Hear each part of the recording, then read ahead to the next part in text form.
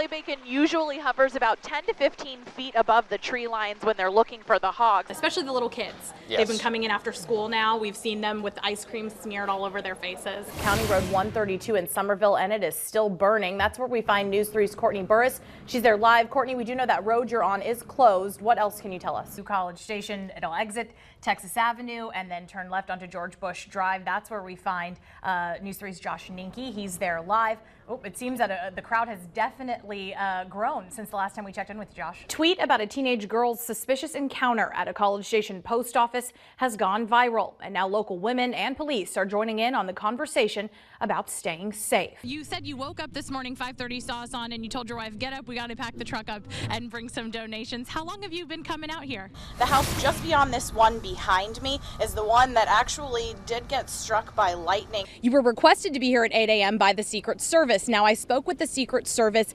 yesterday, and they're really living up to their name. They are not giving away anything. Milkshake. This is a milk snake. Yes. But apparently milk snakes look like some venomous snakes, but milk snakes are okay, which is why I'm okay with holding her. These are the largest cans of corn and hominy that I've ever seen in my life. Yeah, do you need a little help with that? No, I'm strong. I don't doubt that. This is Brazos Valley This Morning on KBTX News 3. It's 5 o'clock on this Thursday morning. Thanks so much for getting up early with us. I'm Noelle Bellow. And I'm Josh Ninke. We begin with some breaking news. Highway 6 is back open this morning following a major accident in South College Station. Around 1:30 a.m., a car was heading south when it flipped over a guardrail and landed upside down near HEB. The debris from the wreck damaged 2 other vehicles, and crews had to divert traffic from the highway to the frontage road for about an hour. An ambulance took 1 person to the hospital. A stolen 18-wheeler that left a local commercial driver training school stranded has turned into a blessing in disguise after an outpouring of community support. Check this out. Blue flames from burning methane gas are popping up as the eruption of the Kilauea volcano continues on Hawaii's Big Island. Methane can seep into cracks a distance away from lava and can cause explosions when trapped underground. The blast can toss things several feet in the air. Over 20 vents have opened up so far, releasing lava, sulfur dioxide, and steam. I feel like we are all learning so much more about the Earth and the different impacts that... Yeah, tectonic plates, all the good stuff. Yeah, the whole glass with the lava and the water. It's just kind of all nuts out there. Max? Lesson in geology. Yes. Max, we are also really continuing to experience these these little baby thunderstorms we keep having. The school is hoping the event will encourage kids to continue reading throughout the summer. We donated the books that we read to the kids as well, because a lot of those kids don't have access to books. Right.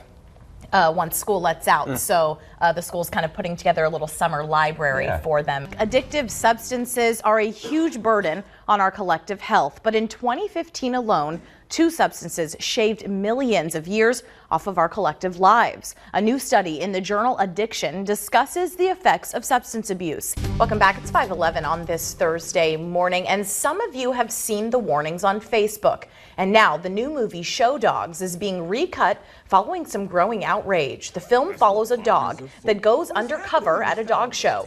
The current version in theaters features a controversial scene that some say is grooming children for sexual abuse. The scene involves the examination of several dogs' private areas as participants in the dog show. One reluctant dog is apparently told he should just go along with it, to go to his Zen place and just let it happen.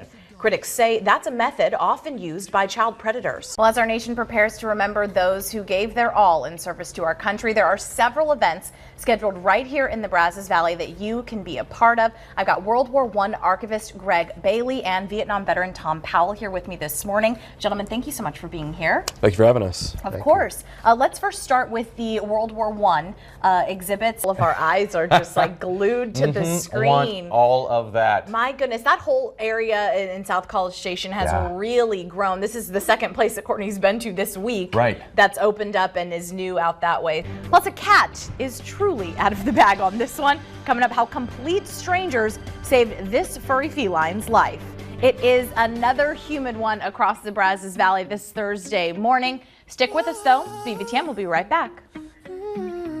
Hey everybody, we're here live at the Brazos Center enjoying the sweet, sweet sounds of the Creekview Show Choir. Most festive moments of the day, I think, so far. Yes, they've got their own original music and everything. They're doing fantastic. They are. It's the 22nd annual Food for Families food drive.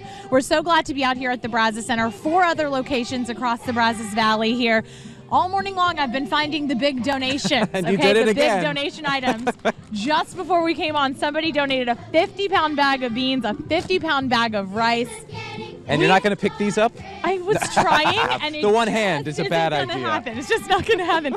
I think my new thing today is just going to find all the biggest cans and bags of things that I can. And like I said, we've got this 20-pound bag of rice, whatever you can bring in terms of non-perishables, canned goods, paper towels. I'm here in one of the trucks. We showed you one of the other trucks. We've got the A&M Foundation there. And here we've got the City of College Station. We've got a lot of volunteers from this city. Brandy here's in the finance department. You guys have been here about an hour now. Tell me a little bit about, it's been pretty busy. Yes, it's been extremely busy. We've got lots of boxes going on, and the guys are sorting and putting them in the appropriate areas that they need to go in. And you guys come out here every year. Curry Smith was inside his home on Cheyenne Circle when suddenly everything changed. He said it sounded like a freight train was outside his door, and by the time he took out his phone to film, trees were bending and branches were flying. There's a fence out there. Look. Smith's next-door neighbors, who nearly lost their home, couldn't believe he was standing in the thick of it all. But he just laughed when I asked him about it. But I mean, that was brave. That was so brave. Smith said he didn't know just how thick the funnel cloud was, but just across Highway 6, Jonathan Young had a clear picture. We turned around and we just kind of looked off in the distance over here, and the tornado was actually coming down the feeder road. Young was on the clock at Sterling Auto Group when he couldn't help but take out his phone to film. It was kind of a adrenaline type moment. I'd never really been that close or seen one that big before. And then a power flash. And it kind of stunned all of us out here. We didn't know what it was. Smith had caught a power flash of his own, and less than 30 seconds later, the twister had moved on. Damn, look at that tree! Leaving behind a path of destruction. In Bryan, Noelle Bellow, News 3. I've been driving for about 7 months. Troy Rickett is an Uber driver, and when he picks up passengers from local bars, he's noticed a bit of a pattern. When people are being all cuddly and stuff in the back seat, you know their intentions. He was already providing them with music, mints, and water, but Rickett wanted to do more for his passengers. You know, they made one great step by taking an Uber, and it's like, hey, you know, take another great step and have protected sex. A precaution many in Brazos County might not be taking.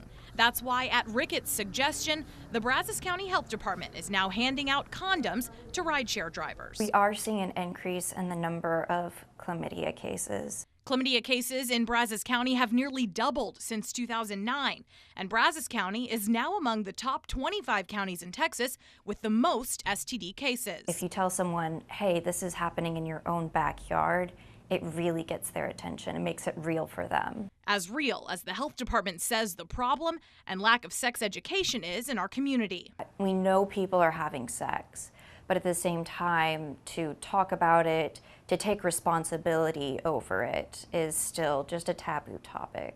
One Rickett hopes he'll be able to help curb. If I can help, you know, just a couple people, you know, prevent from making the trip to the health department for an STD check or whatever, then I've done my job, you know. You're good at dance? You're good at dance? Yeah, I did this by bang. Bang bang? Yeah. Yes. Their energy is infectious and their moves are fierce. I just provide the stage.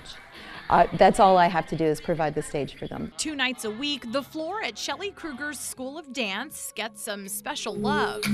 A lot of our students, when they first came, they were very shy and introverted. But after 8 years of providing a movement therapy class, Shelley's special needs students aren't afraid to express themselves. He Just took to it right away and loved it. Jack's mom says he's always been a confident kid, but taking this class has boosted his social skills while helping him heal. Jack broke his elbow, a very severe break. I found out about this, I thought, well, the movement would be good. We work a lot on their gross motor skills, obviously, but we also touch on fine motor skills too, and with their social skills, that's really the big fun part of it. An even bigger part, being a part of the community. To see them grow and become young adults and be independent, and it's pretty neat.